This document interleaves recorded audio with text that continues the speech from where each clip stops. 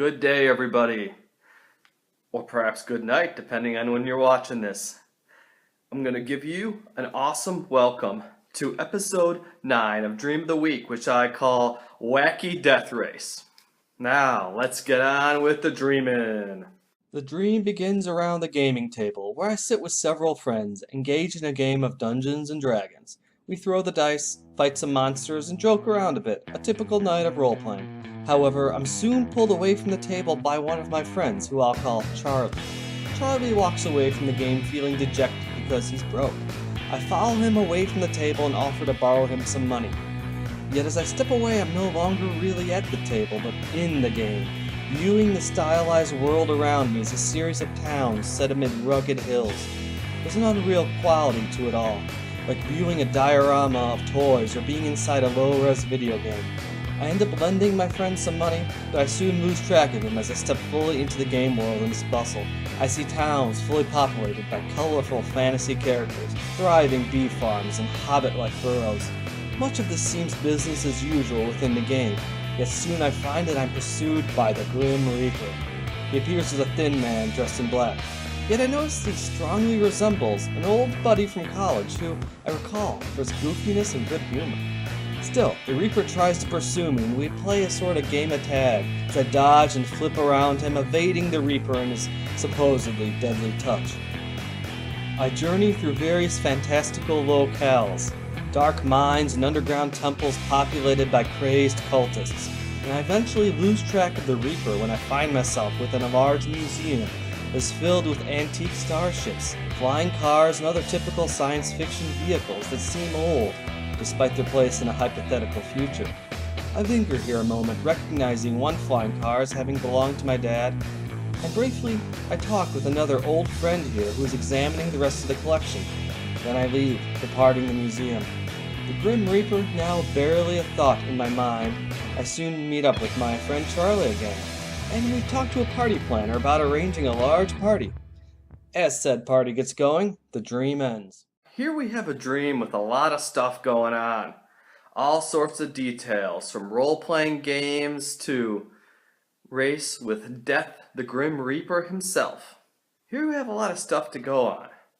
There's a lot of little details in here, from the Grim Reaper appearing as an old friend of mine from college, who isn't a very Grim Reaper, death-like guy at all, to some of my friends from the current day that I've often gamed with.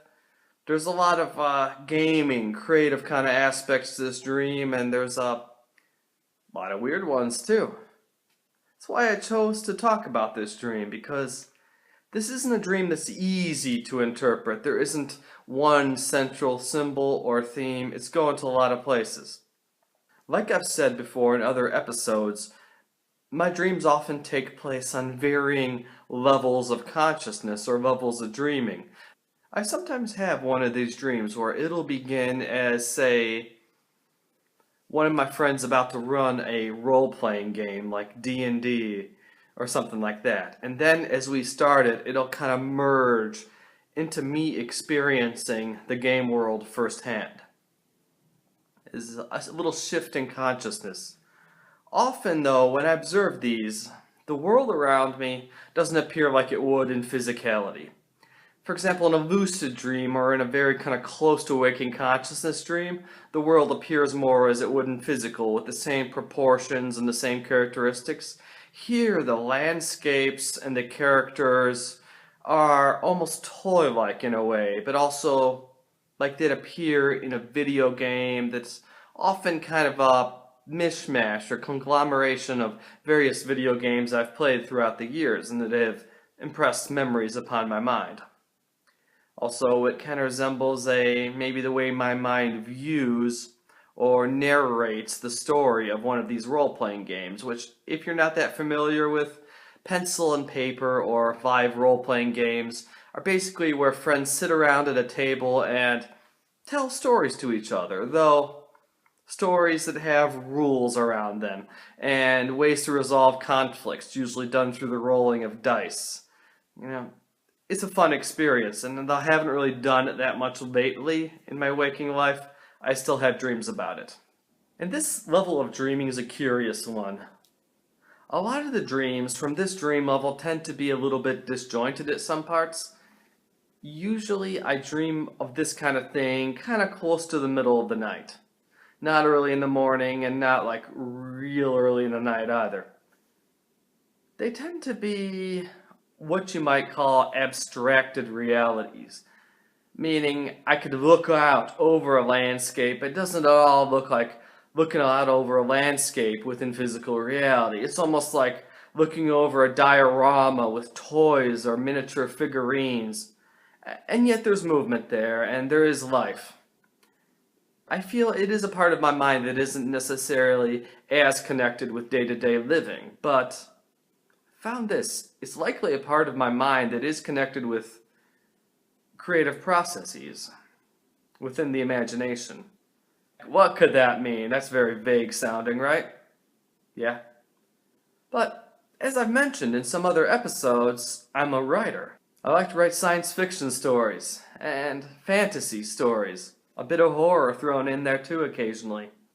This part of my imagination, I feel, is something that's been built up, at least over this lifetime, through things like playing Dungeons and Dragons or numerous video games, watching fantasy epics on television or in the movie theaters. And thus, this part of my dream realm is kind of made up of those various images. And due to the kind of disconnected as well as fantastical nature of what goes on in that dream realm, it just straight up doesn't feel like physicality. I feel most of that isn't going to be a premonition about what's going to be happening to me the next day, for example. It's not going to be a reflection on how I feel about my relationships, for example, or about my day job. That probably isn't going to show up on that dream level too much. But I think there might be some interesting hints involving my creative functions, my ideas. What goes on in that part of my mind that's always imagining up new plot lines, new worlds, and ideas. That's what I feel this dream level generally covers, though with all things it's really kind of open. But looking at this dream, you might ask, what is this about? You can apply some dream interpretation method and find out all the answers for us? You might ask? Maybe. It's tough to pin a single theme upon this dream. But looking at where it's set, what dream level it's in, and the details that show up, I say it's probably partially about my inner creative process. First off, let's start with my friends around the gaming table. Each of my friends that are here are people that I often do see on a weekly or bi-weekly basis. They're people I've known for years, and I'd say I've come to accept that they're generally symbolic for me in dreams. They represent parts of myself, my waking self generally. Like one friend, for example, represents a kind of mischievous but fun-loving aspect of mine. He's present. Another friend represents a more logical and critical aspect.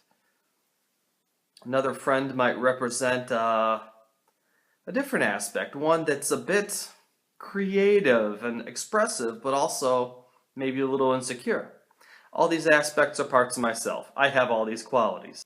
And as you can see, I kind of follow this last aspect of myself into this imaginal world. A place that isn't really operating like the physical. There's all sorts of stuff going on here, all sorts of sites like these bee farms and these temples built into the earth. Yeah, I'm dealing with these various things, and meanwhile, in this world, there's the Grim Reaper figure who appears as this guy that I knew back in college, who was actually kind of a fun-loving, silly guy. He isn't who you'd expect the Grim Reaper to be. Wasn't very grim, and he wasn't very violent. Wasn't even all that intense. Yet this guy's after me. What's he about? People like to say that death can be symbolic of change in dreams. But how about an embodiment of death? Would that be an aspect of myself that wants change? Or like that serial killer in the previous dream? Yet, this isn't necessarily the same. And even the race I get into with the Grim Reaper isn't some terrifying death chase. I wouldn't describe it as nightmarish at all. It's more like a game of tag we engage in, kind of playful, where we're leaping and dodging around one another until finally lose track of him altogether and stops being a part of that dream. So in conclusion, I'd have to say that this Grim Reaper character, who also resembles my friend from college, is a way of urging me back into this creative and playful mindset that I've had. A way of pushing me deeply into this mindset of creation and fantastical imagining. It's a way of showing me back to where I want to be. And while it may seem a tad bit dire, because, yeah, I really want to get back there. I really want to get back to that state of embodying my inner creativity. Haven't been there quite as much lately, but I think my Reaper buddy is nudging me towards that. Because even the nasty stuff in our dreams can be seen as allies. Because they're inner things within us, or you could say guides, nudging us towards what we really want and need. See, I think the friend of mine that I'm helping out here financially, he is a creative guy like me. He represents that part of myself that isn't necessarily all that secure in every way. And I think what he's trying to do for me in this dream is lead me back to that creativity. Lead me back to having value in it, meaning giving it some money and paying for it. See, I always am thinking of creative ideas, though I admit lately, the past year or so, I've been more focused on some metaphysical studies, on meditation, on dream interpretation. I admit, some of the writings, some of my creativity has been there, but it's been on the back burner, waiting to reemerge and become a more dominant part of my life again. And I think my friend here leading me into this fantastical world is kind of a way to represent that, yeah, that's what I'd like to get back to doing again. And consciously, I agree with this.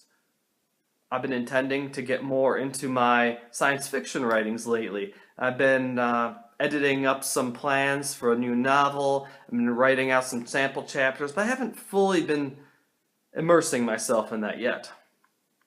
By the fact of this clearly kind of playful, imaginary world beginning to show itself in my dream, I think that's a sign that I might want to get back into that part of my life again soon.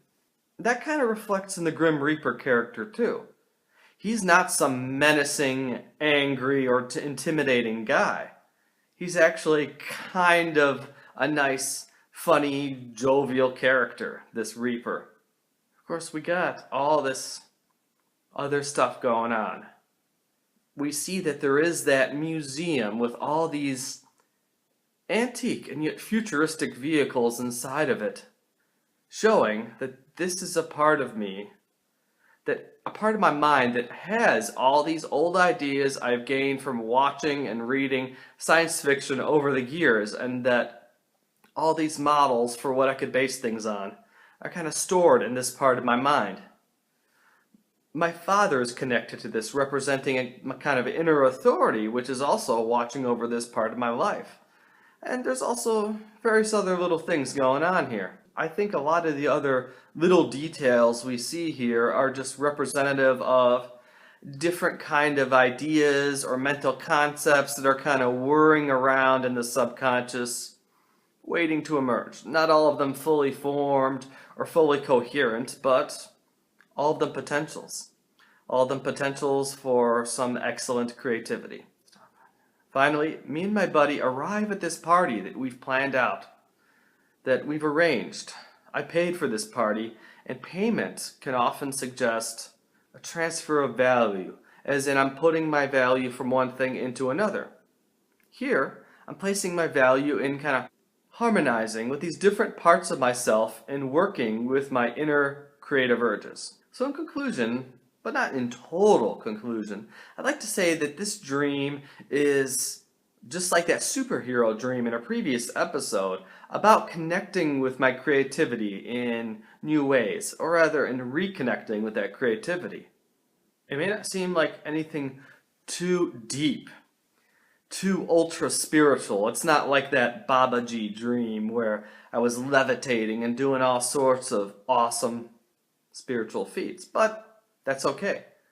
I want to illustrate with this one that sometimes our dreams are simply about an inner process going on, and that's okay. It doesn't have to be dire and crazy. Not necessarily a warning about an impending disaster or a sign that you're falling apart. It could be a fun and interesting experience nonetheless. So, here we have another episode of Dream of the Week. Until next time, sweet dreams, my friends.